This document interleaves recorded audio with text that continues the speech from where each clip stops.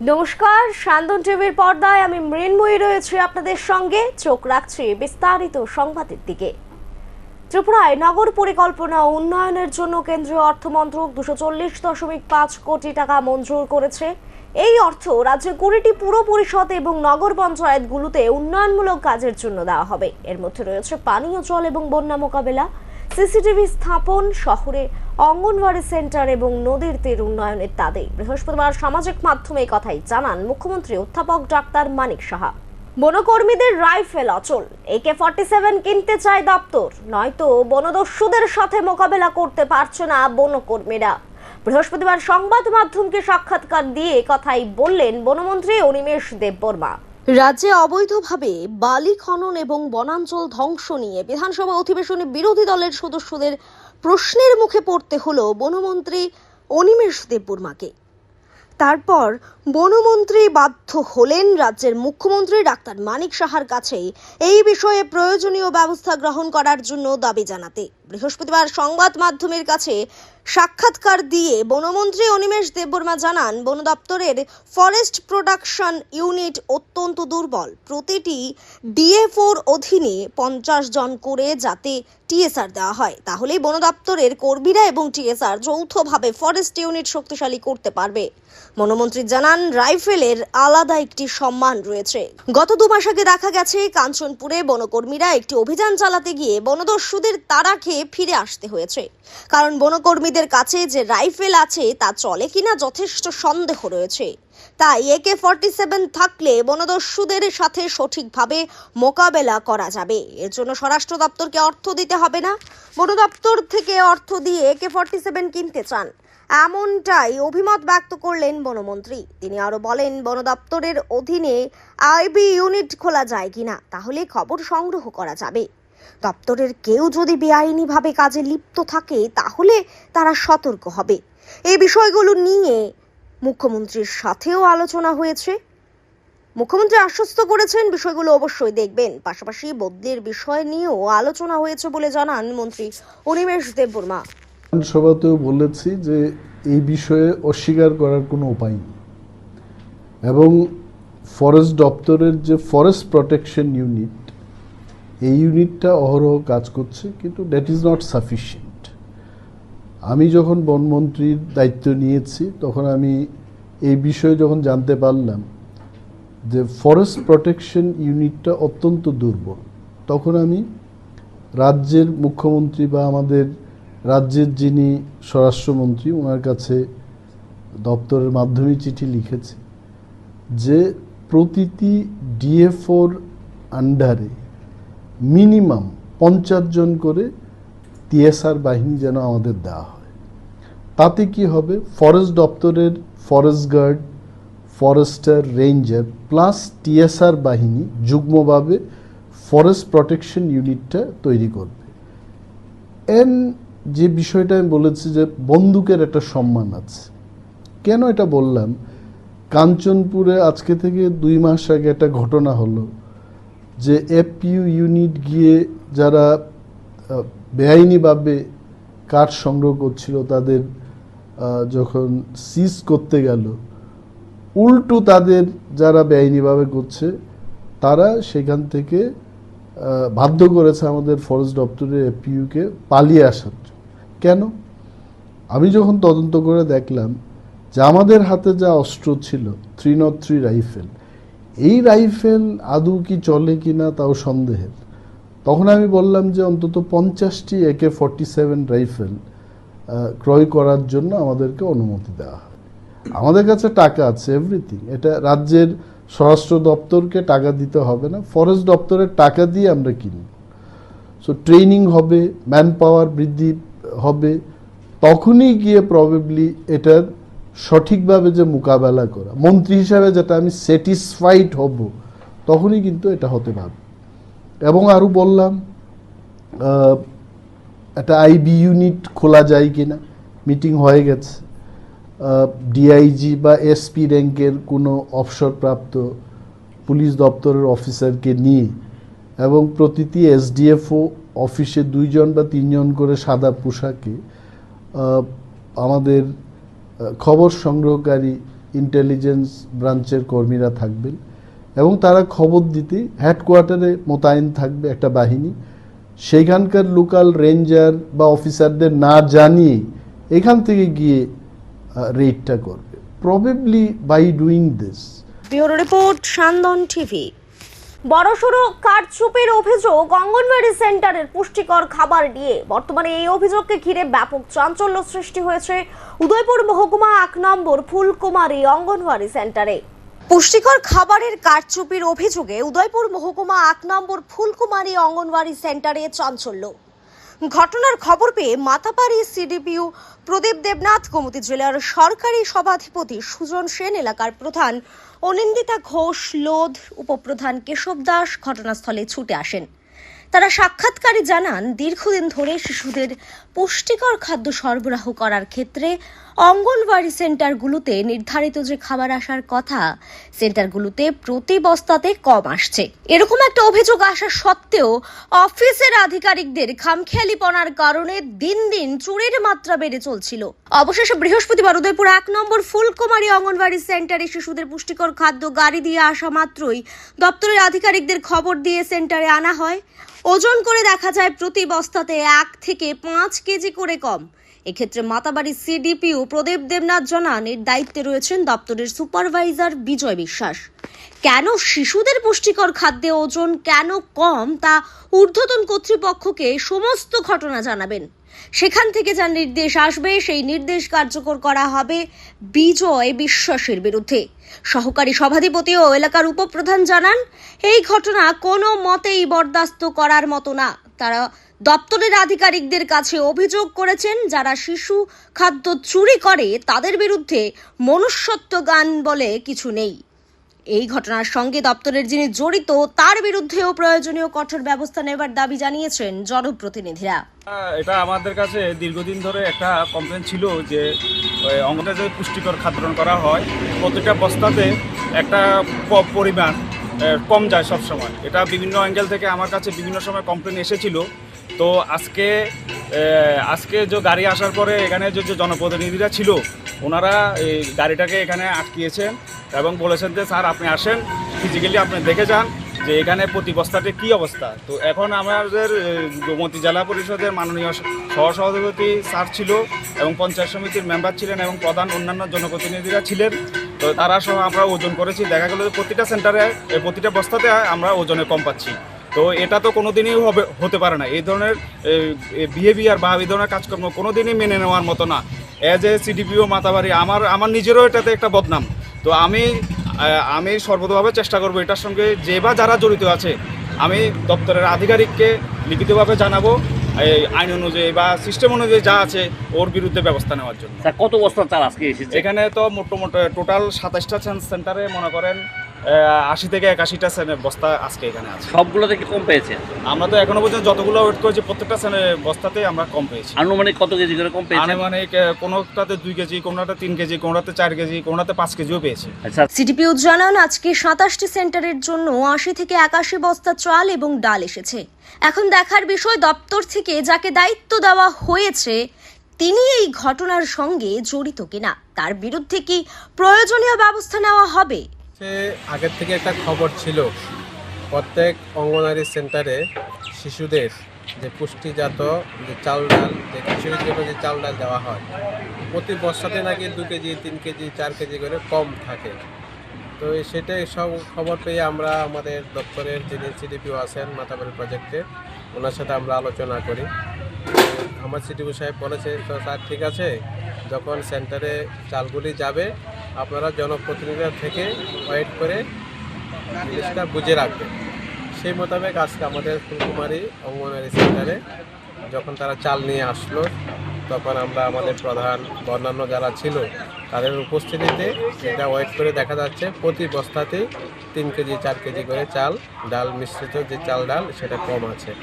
তারপরে আমাদের সিডিপিও সাহেব আমাকে ফোন করলো, আমিও ফোন করলাম, প্রধানরা জানালো, সবাইকে আমরা জানাজানি করেছি। এসে আমরা এখন প্রতিটা বস্তা ওয়েট করে দেখছি কী আসে, বিষয় আছে। এখন আমাদের দাবি থাকবে, দপ্তরে তো উনি আছেন এবং যারা এই কাজের সাথে যুক্ত আছে তাদেরকে অবশ্যই আইন অনুযায়ী যেন বিহিত ব্যবস্থা নেওয়া হয় ফাইনাল ভয়েস ওভার। প্রশাসনের পক্ষ থেকে কি ব্যবস্থা নেওয়া হয় সেদিকেই তাকিয়ে আছে এলাকার সাধারণ মানুষ। Bureau report, Syandan TV.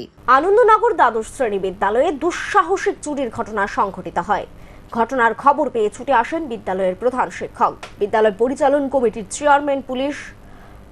পশ্চিম আনন্দনগর গ্রাম পঞ্চায়েতের প্রধান উপপ্রধানের অভিযোগ, স্কুল শেষ হওয়ার পর থেকে স্কুলের চারপাশে দীর্ঘ রাত পর্যন্ত আসরে বসে এলাকার কিছু যুবক। স্থানীয় পুলিশ প্রশাসনকে জানিয়েছেন, কিন্তু প্রয়োজনীয় ব্যবস্থা গ্রহণ করা হয়নি।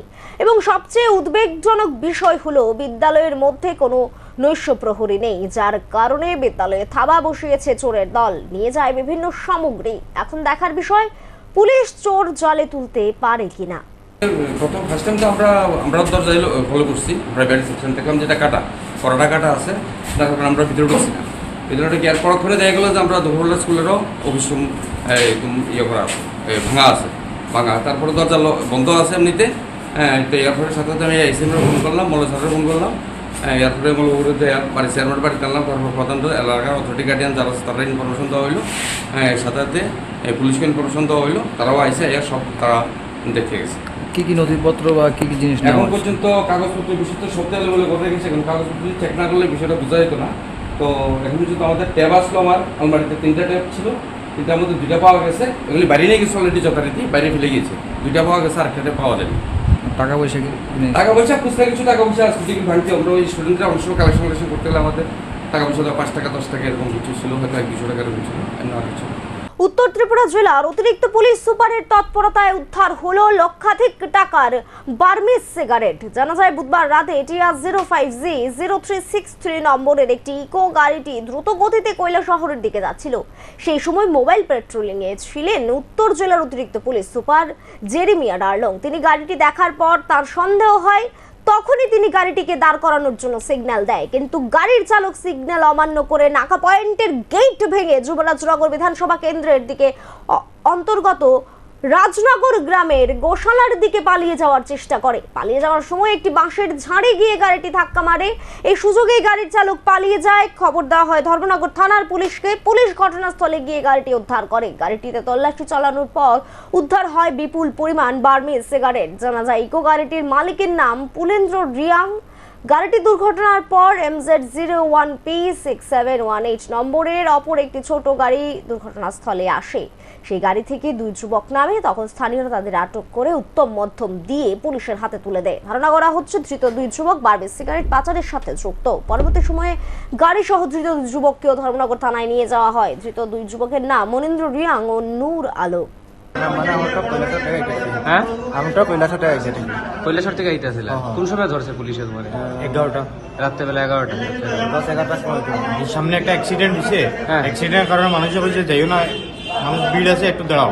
মানুষ আরও বাইকও আছে বা গাড়িও আছে প্লাস, বুঝছেন, আমরাও দাঁড়াইছি।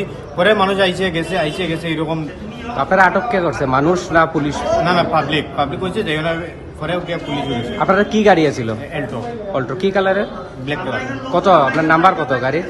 MZ01P6718।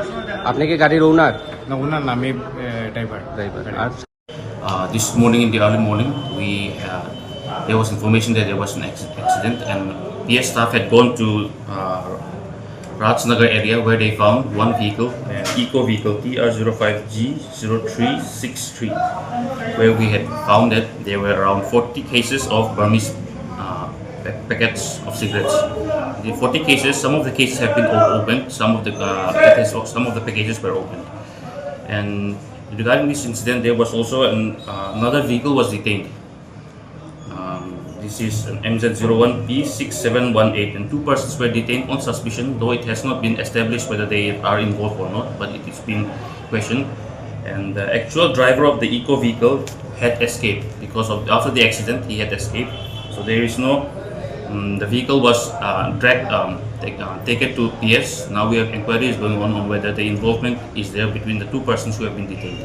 অটোর পারমিট বন্ধ করা, অন্যান্য রাজ্যের ন্যায় ত্রিপুরা রাজ্যেও ফিটনেস আইন মুকুব করা, পুরানো ই রিক্সা সমেত জরিমানা মুকুব করা, ইলেকট্রিক অটো বিক্রি এবং রেজিস্ট্রেশন বন্ধ করা সহ 6 দফা দাবিতে বৃহস্পতিবার ত্রিপুরা ই রিক্সা শ্রমিক সংঘ এক ডেপুটেশন প্রদান করে নাগরতলা পরিবহন ভবনে গিয়ে জয়েন্ট ট্রান্সপোর্ট কমিশনারের নিকট ডেপুটেশন তুলে দেন। ত্রিপুরা ই রিক্সা শ্রমিক সংঘের পশ্চিম ত্রিপুরা জেলার প্রভারী অমল গোপ জানান, আগরতলা শহরের রাস্তা প্রশস্ততা অনেক কম, রাস্তার প্রশস্ত তুলনায় গাড়ির সংখ্যা অনেক বেশি, ফলে প্রতিনিয়তই যানজট সৃষ্টি হচ্ছে।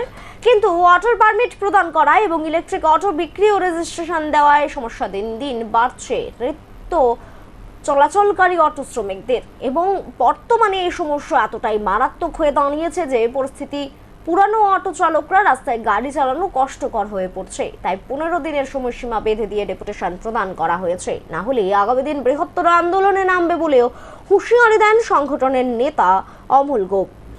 ত্রিপুরা ইলেকট্রনিক রিক্সা শ্রমিক সংঘ পশ্চিম ত্রিপুরা জেলার উদ্যোগে আমাদের যে ইলেকট্রনিক অটো যেমন বাজাজ, টিও, মন্ত্রা এবং এপি, সেই সমস্ত অটোগুলি আমরা এতদিন বন্ধ ছিল। এখন আমরা বিভিন্ন সোশ্যাল মিডিয়াতে দেখতে পাচ্ছি যে টাকার বিনিময়ে কে বা কারা সরকারকে ভুল বুঝিয়ে অর্থের বিনিময়ে আগরতলা পৌর নিগম এলাকাতে রেজিস্ট্রেশন দিবে বলে বাজাজ কোম্পানি একটা প্রতিশ্রুতি দিচ্ছে। তো এরই প্রতিবাদে আমরা আজকে জয়েন্ট ট্রান্সপোর্ট কমিশনার স্যারের সাথে আমরা সাক্ষাতে মিলিত হচ্ছি। আমাদের 6 দফা দাবি আছে এখানে।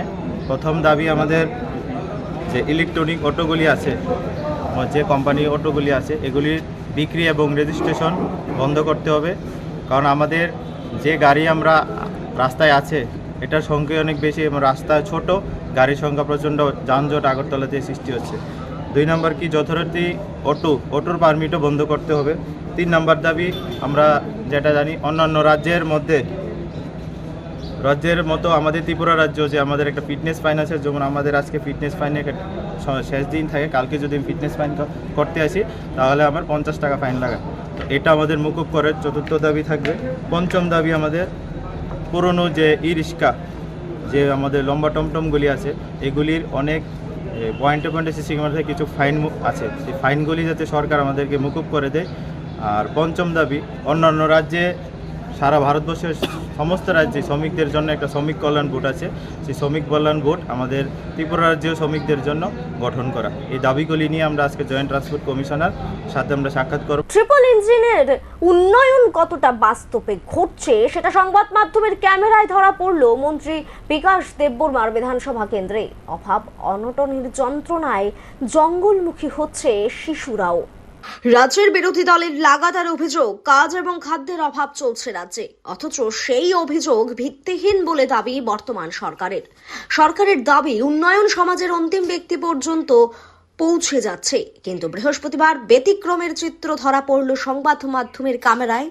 তেলিয়ামুড়া মহকুমার মুঙ্গিয়াকামি আরডি ব্লকের অধীন আঠিরোমুড়া পাহাড়ের পাদদেশে অবস্থিত উপজাতি কল্যাণ দপ্তরের মন্ত্রী বিকাশ দেববর্মা এবং স্বশাসিত জেলা পরিষদের ইএম কমল কলইর নির্বাচিত এলাকা আঠিরোমুড়া এডিসি ভিলেজের 45 মাইল থেকে 47 মাইল এলাকায় বসবাসকারী পরিবারগুলো জীবন জীবিকা নির্বাহের একমাত্র সম্বল পূর্বপুরুষদের শেখানো পথ। এই পথ অনুসরণ ছাড়া আর কোনো বিদ্যা তাদের কাছে চিন্তা ভাবনার বাইরে। জুম চাষ কিংবা বনের লতাপাতা ও লাকড়ি বিক্রি ছাড়া বেঁচে থাকার সংগ্রামে বাঁচার আর কোনো পদ্ধতি তাদের জানা নেই, যা বারবার তথ্যচিত্রের মাধ্যমে উঠে আসছে। কিন্তু প্রশাসনের নজরে সেই দৃশ্য আসে না, যার ফলে এই এলাকাগুলোতে একাংশ জনজাতি অংশের মানুষজনেরা বাঁচার তাগিদে পরিবারের সকল সদস্যরা বিভিন্ন কাজে লিপ্ত থাকতে হচ্ছে। এমন এক দৃশ্য প্রকাশ্যে এলো। তবে বলা বাহুল্য, রাজ্য সরকার বারবার রাজ্যের শিক্ষা ব্যবস্থা উন্নয়নের সরকারি বিজ্ঞাপন থেকে শুরু করে বিভিন্ন প্রচার মাধ্যমে প্রচার করে থাকলেও আদতে প্রত্যন্ত এলাকার বসবাসকারী কঞ্চে কাঁচা শিশুদের মধ্যে শিক্ষা ব্যবস্থা কতটুকু পৌঁছেছে তা চোখে না দেখলে বিশ্বাস করা যায় না। যে গৃহকর্তা সংসারের ভরণ পোষণ গ্রহণ করতেন কয়েক শ্রমের মাধ্যমে, সেই গৃহকর্তা অসুস্থতার কারণে ঘরে শয্যাশায়ী। ফলে খিদের জ্বালায় সংসারের যাবতীয় বহন করতে হচ্ছে কচি কাঁচা শিশুরা সহ সহধর্মিনীর। কারণ খিদের জ্বালা নিবারণের জন্য কঞ্চিকাঁচা শিশুরাও মায়ের সাথে জঙ্গল থেকে লাকড়ি কুড়িয়ে আনতে বাধ্য হচ্ছে। সংগ্রহ করা লাকড়ি বিক্রি হলেই খিদের জ্বালা নিবারণ করতে পারবে। তাই দুঃখের মধ্যেও শিশুরা হাসির ছলেই কাজ করে চলেছে মায়ের সাথে।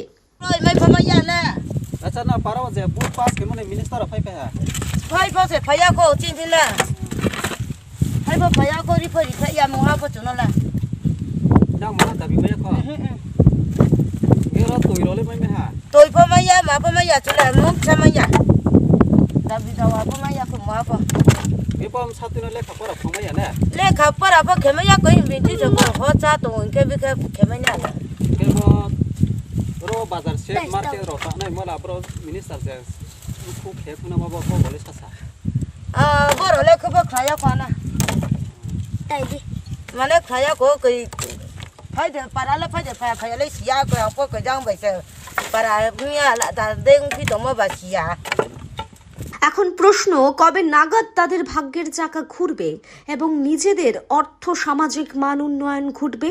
এটাই লাখ টাকার প্রশ্ন। Bureau report, Syandan TV.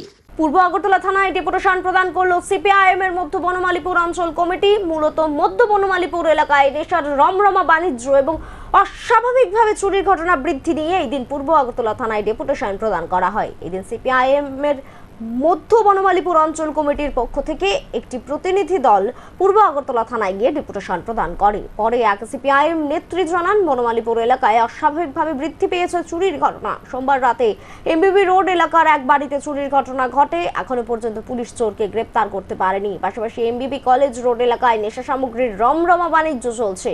তাই পুলিশ যেন চুরি ডাকাতির ঘটনার লাগাম টানে এবং নেশার রমরমা বাণিজ্য বন্ধ করে, তার জন্য এই দিন পূর্ব আগরতলা থানায় ডেপুটেশন প্রদান করা হয়েছে। আপনারা জানেন যে স্মার্ট সিটি মুখ্যমন্ত্রী কথায় কথায়, মুখ্যমন্ত্রী না, তাদের মন্ত্রী সবাই রতনলাল কইতাছে তাদের ছেলেরা জিনিয়াস, সব কিছু সব আমি যদি দৈর্য নেই, কিন্তু আমাদের যে স্মার্ট সিটি শুরু হয়েছে এমবিবি কলেজ থেকে, শুরুটাই হয়েছে এমবিবি কলেজ থেকে। ওই যাত্রাতে বিকালের দিকে বয়স্ক লোকরা ইভিনিং ওয়াকে যেতে পারে না। এত নোংরা কাজ হয়, ছেলেরা ড্রাগস নিতেছে, নেশা করতেছে, এইগুলি আজকে দীর্ঘদিন ধরে চলতেছে। তাহলে আমরা ধরে নেব স্মার্ট সিটির কাজ এইগুলি, তাহলে মুখ্যমন্ত্রীর চোখে পড়ছে না। ওইখানের সাংসদ আছে রাজীব ভট্টাচার্য, বিজেপির সাংসদ, ওনার চোখেও কি ধরা পড়ছে না? উনি তো ওই এলাকারই বাসিন্দা।